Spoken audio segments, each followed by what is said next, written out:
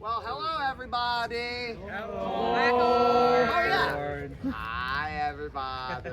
Okay. Cool. So today we're going to be under a metaphorical shade of a giant mushroom cap. Just imagine that there's a giant mushroom over us, making us not as hot as we all are right now. Today we are going to be doing what I am calling Heralding 201.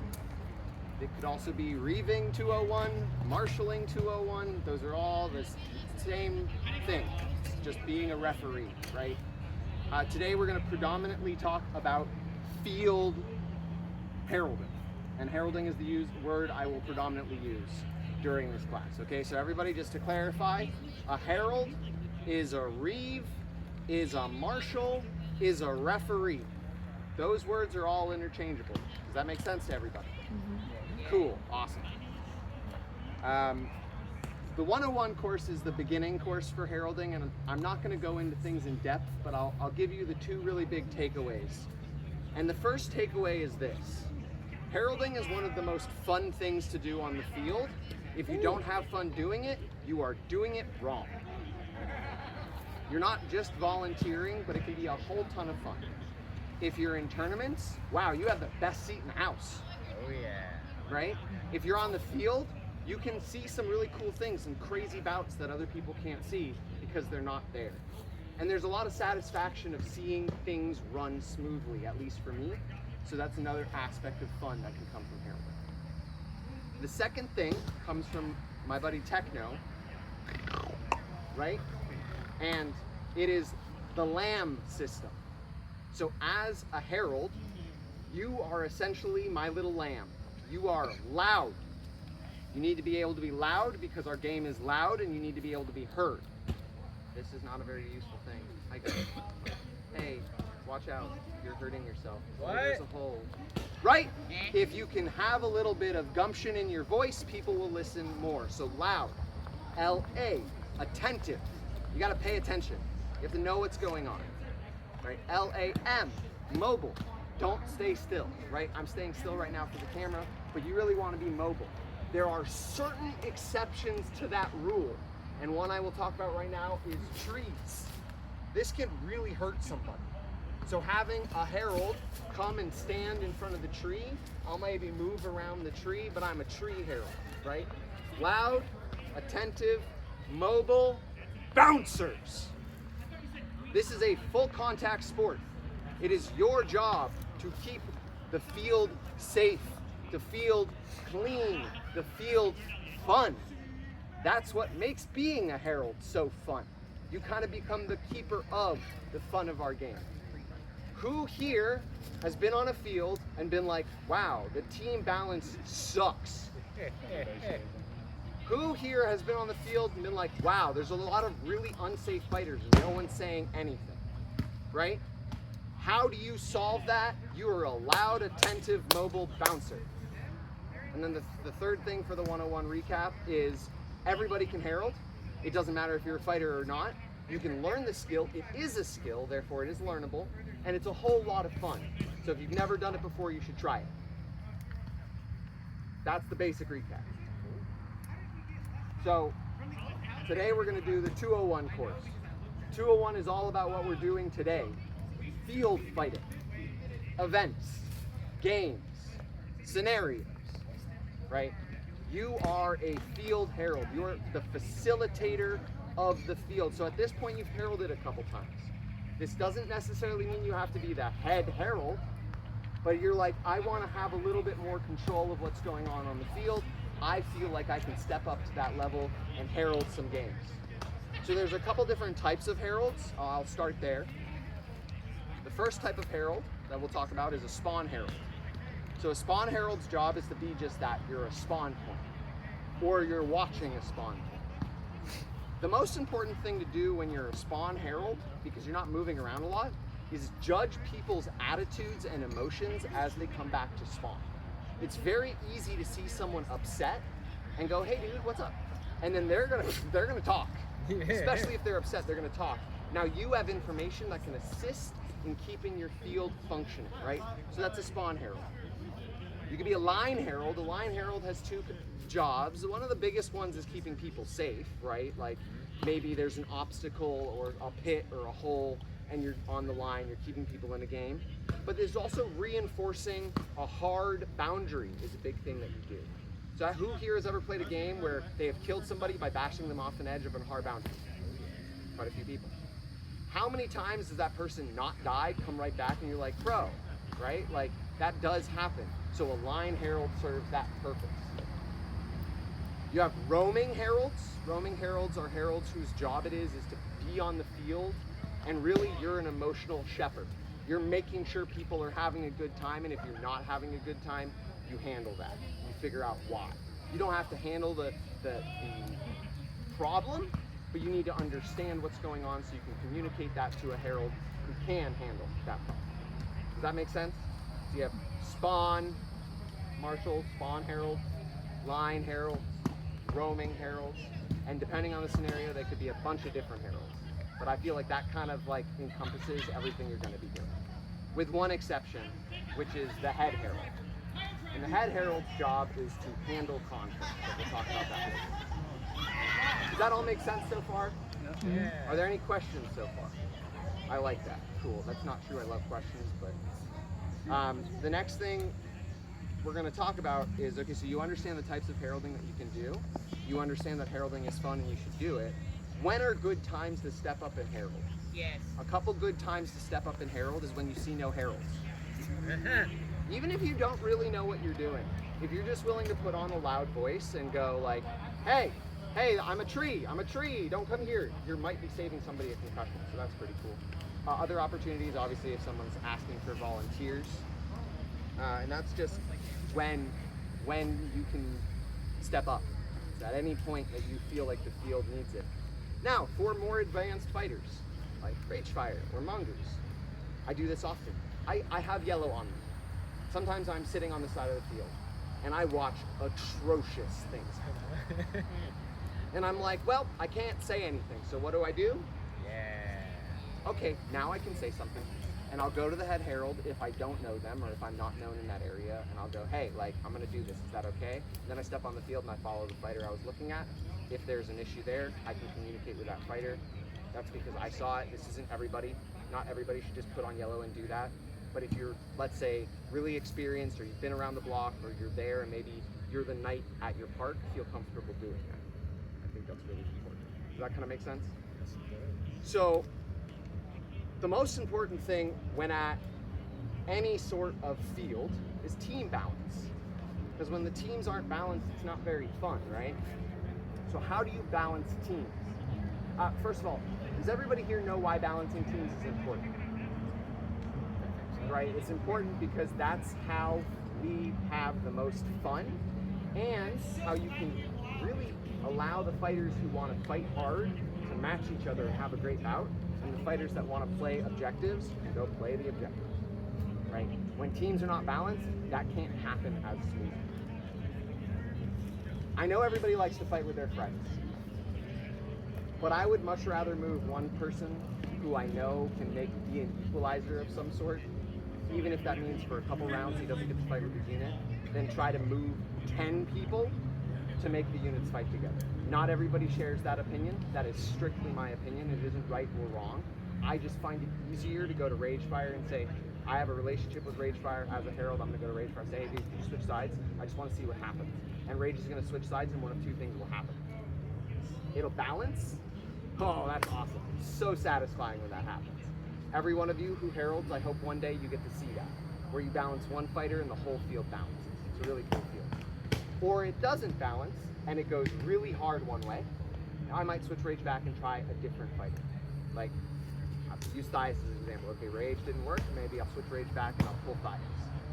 It might be a little confusing, but if you're just moving one person, that one person can communicate what side they're on, and really easily you as a herald can balance that.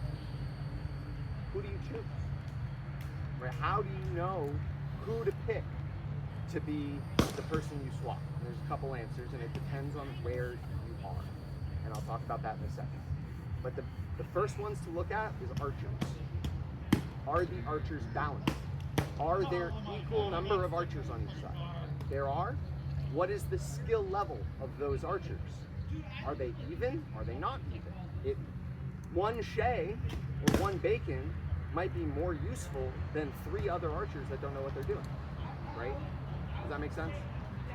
But moving archers is not always an option, because sometimes it's 2-on-2, and man, if you're going to move the archers, it changes everything.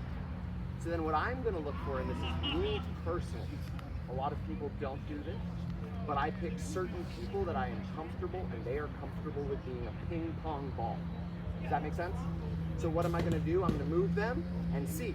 And I'm going to move them and see. And you can do this with res battles or single life. It's easier in single life. But if you're an attentive herald and you have help, you can absolutely do it in a res battle or a multiple life battle. Does that make sense? You guys kind of see how by watching the field you can understand that? Like, let's use Blind as an example. If Blind is out there with his spear and he's got this super cool, like, pool cue method, and it's crushing, and the other side is just losing really bad, I could move 3 people to counter Blind, or I could just move Blind. I'm just going to move Blind. It's faster. It's one person saying, I have switched sides to the opponent, so they know. Does that make sense? So, the most important thing there is to watch the fighters on your field and to build rapport with the fighters on the field. They need to know you're a herald, and it's, you should ask them, like, hey dude, you cool with doing this? And if they're like, no, I hate that, don't use them. Go find a different fighter. Any questions so far? Clear? Okay.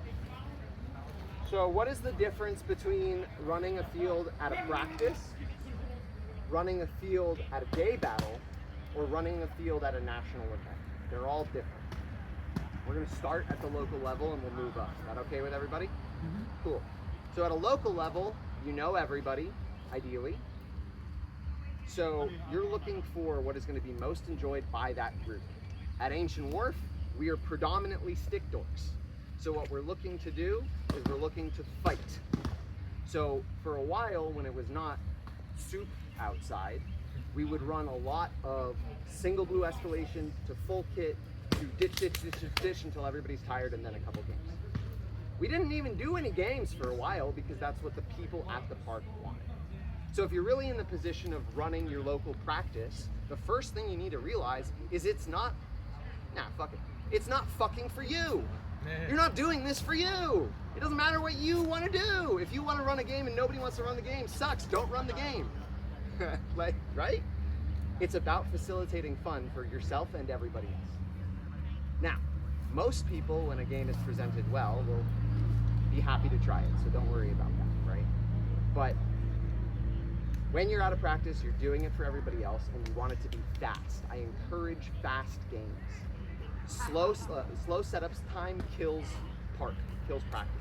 And sometimes a local practice can only be killed once. Once it dies, it ain't getting back up because people are lazy. Not everybody, Start talking. but sometimes, right? So you want to be loud, attentive, mobile, and get people going. Ideally at a local park, you're not going to have to deal with as much drama. That is not always the case. And if you're dealing with a lot of drama, there's 2 things to keep in mind. Number 1, don't do it alone, especially at a local level, because people can just get really upset really easily. And also, don't wait. Right? Don't wait. Don't wait for it to become a big issue.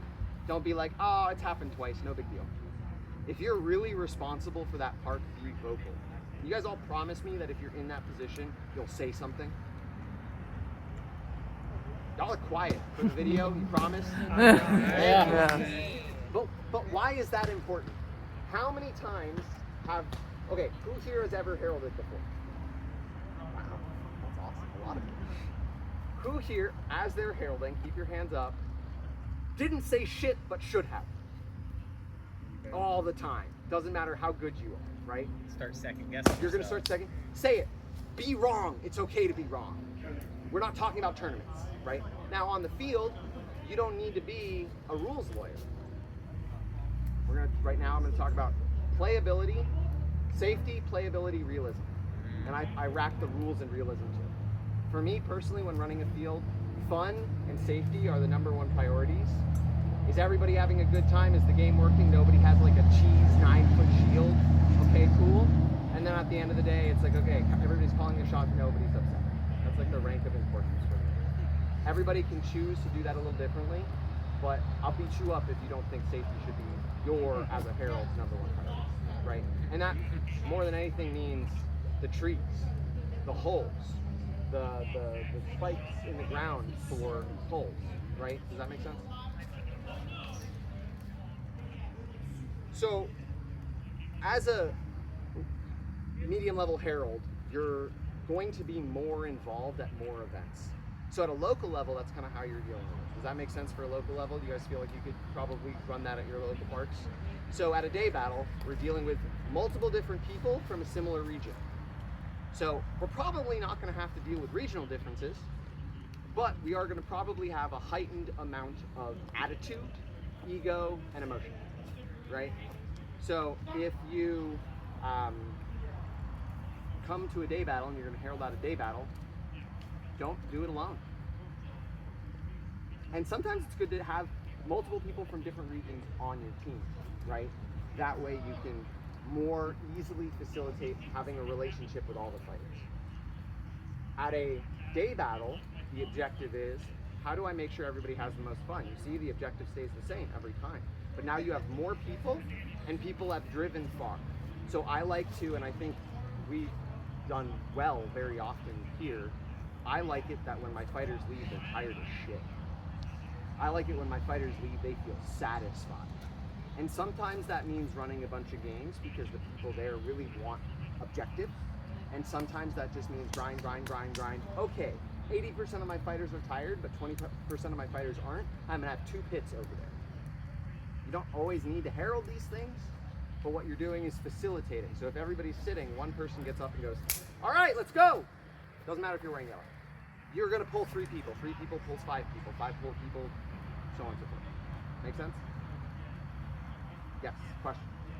As the fields get larger and the amount of people playing increases, how do you manage, I guess, the extra time required to set up the field and corral the herd of cats that is a day battle or an event full of people? Great question. Why is that the most accurate way I've heard day battles explained? Because it's true, we are. I find herding cats to be an acquired skill. And when you have multiple shepherds, it's easy. Yeah. If I had a megaphone, y'all would do what I said. Yeah. Not because of anything other than the fact that somebody with a megaphone is telling you to do it. Who here came to not fight? And if you are not, no, but you came to take pictures, same thing. Who here came to do nothing and just hang out? Nothing wrong with it, but if that was your intention, great. We're so happy you're here. Sincerely, you make this game better. But most of us were here to fight. So why the fuck are you sitting down? You're tired? Drink water. You're all from Florida. Some of you probably aren't, but whatever. It's hot. We know it's gonna be hot. We're here anyways, right? Don't kill yourself, but it's great when it's not the herald's responsibility to motivate people to do things. At a day battle, if you're a herald, it's your fucking responsibility. Keep the field going. I love doing it. It's great. It's good fun. Does that make sense? You see how at a day battle, you need to work in a team, you need to be a little bit more communicative because there's going to be more realms and more attitudes. But fundamentally, it's the same concept. Quick, fun, fast, intense. Bloop, bloop, bloop, bloop, bloop. If you feel the need to call water breaks, that's good too. Make them quick. In this weather, I think it's important. In a lot of weather, I don't think it's important. And I think we're all adults and we should be able to know when we need to step down. So that is local and national, or day battle. Balancing for local and day battle is the same thing. You want to find 1 or 2 people that you know you can swap, and you want to watch how it changes things. You're not going to balance the first time correctly. Please don't think that that's going to happen every time. Sometimes it does, but more often than not, it doesn't. Does that make sense? So sometimes you have to do it multiple times, and your field will be okay with that. For those of you who've ever been to an Ancient Wharf practice, I think the most powerful thing I do is this. Hey, is everybody having fun? Yeah. If the answer is no or lackluster, I change what I'm doing. If the answer is yes, go. that applies local and national. No, local and Daybattle. It also applies national, but here's where you're going to get different. So do you guys kind of have an idea of how to balance a field at a local level, balance a field at a national, at a like a Daybattle? Does that make sense to everybody? It's just find a couple people that you have a relationship with and ping pong them. Okay, at a national event, it's totally different. The number one thing at a national event that you're going to run into is cultural differences, and that is going to piss people off bad. Javelins might be different region to region. Shield breaking shots might be different region to region. The way you drop a weapon after you like take an arm is different region to region and game to game. At a national event, you're dealing with amp guard fighters, dagger here fighters, dark on fighters, steel fighters trying foam for the first time. So you as a herald have to be, one, frankly more understanding. I don't need to blow my gasket and blow my lid at somebody who just didn't know the rules. It's not their fault. I mean, they should know them, but I should educate them. That's my job. If I'm choosing to wear yellow, that's my job. At a national event, you really want to have a lot of herald communication. At a local park, you could probably do one herald, depending on the size of your park. At a Daybattle, you should do 3 or more, not less. Don't make people do all the work, right? Share the load. And at a national event, I mean, I'm talking like six volunteer heralds, right? And I personally don't think that's a big ask. There are people that think that's a lot. I think heralding is fun and more people should do it. So, right, we should be able to have more heralds. Heralds don't have to be on a field. Our job is not, you need to take your shots, you need to take your shots, right? That's not our job. Our job is to go talk to them after the fact if they're a consistent problem and be like, hey, what's going on? What happened? Why did that happen? Right? And get that understanding, let them know they're being watched, frankly. And then oftentimes they perform better. So at a national level, the most critical thing, understanding cultural differences, and then it's also really, really important to work in a team, to communicate with your fellow heralds. Does that kind of make sense to everybody? You guys having fun with the class so far? Yeah. Okay. So the last thing I want to talk about, and then I'm going to open the floor to questions, and this is the really big difference between 101 heralding and 201 heralding. Conflict. Conflict's gonna happen. I wish it didn't, but it does. And not always is that on the field. Sometimes it's during conversation. So a couple rules of thumb for conflict. Don't handle it alone. Like, don't. It's way better if you're gonna talk to a fighter to talk to them with a friend with you, especially another friend wearing yellow. That's really powerful. This applies at all levels, local, Daybattle, national, right? Have a buddy system with conflict. Approach it calm. Like if I am going to rage fire and I'm yelling at him for not taking his shots, he's gonna be immediately on the back end and defensive, right? What I wanna do is approach it really calmly and with questions. Hey man, what happened there? If they explain it, I'm like, okay, could you just like, to me it looks a little different. Like, let's just keep an eye on that, right? Second time it happens, same conversation. I'll be like, hey, I've talked to you twice, right? Let's not let that happen again. Third time, hey man, you need to sit down for 15 minutes. Now, what happens if they argue with a herald? Kicked off the field. It doesn't matter if you're wrong. The first thing I'm gonna do is just ask them to stop arguing. Right? Even if I'm wrong, I make a mistake. If I do make a mistake, I need to apologize. And again, we're not talking about tournament heralding because tournament heralding is completely different, right? That's where you're making calls.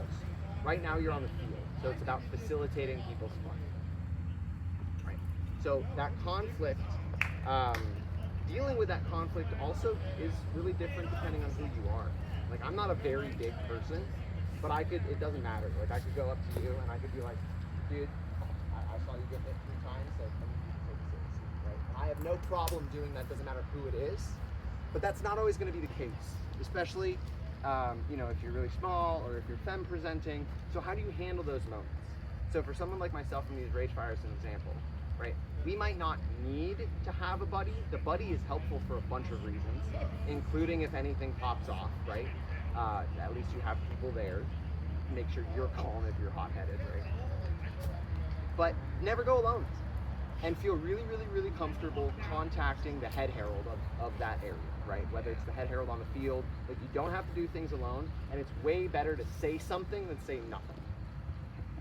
So if you take anything out of this class today, I want you to take that it's actually really easy to balance teams if you just give yourself the ability to be wrong a couple times. Just ping pong, see what works, learn your fighters.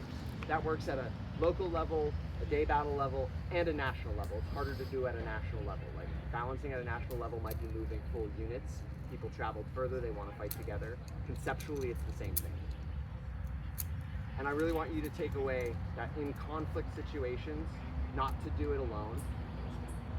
Understand that you are facilitating people's fun, so you want to come at them with a calm, level-headed attitude.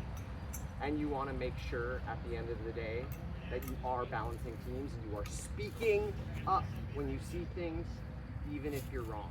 Because it creates a habit that will make our game better all the way. So with that, I will open it up to questions. Thank you all so much for coming.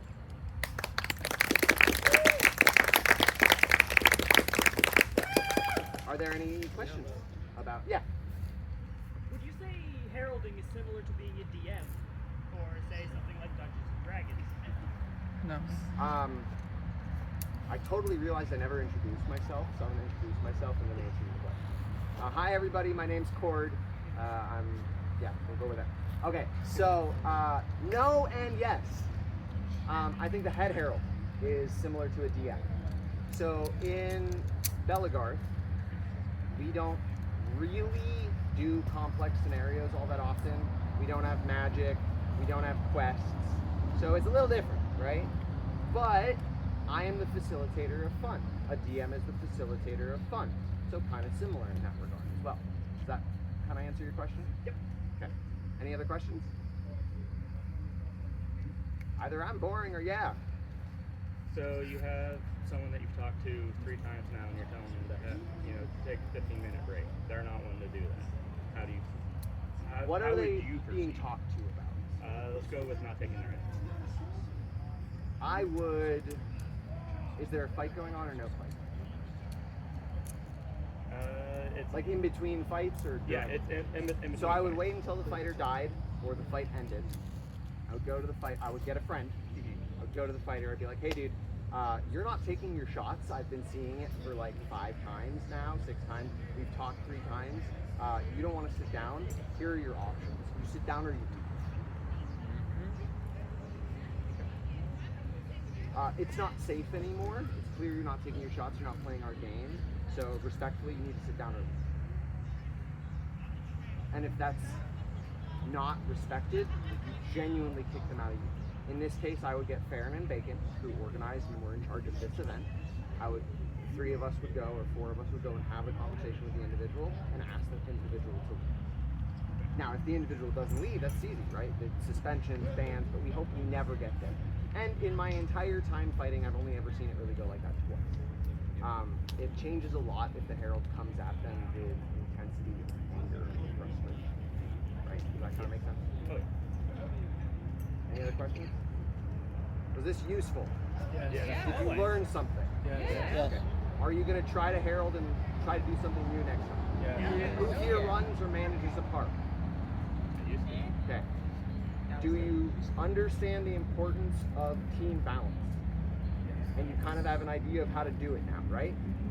Good. Successful. Thank you all so very much for coming to 201. Next time I do it, it'll be a little different. I appreciate you guys bearing with me as I figure out how to do this one. Thanks so much. Doing a great job.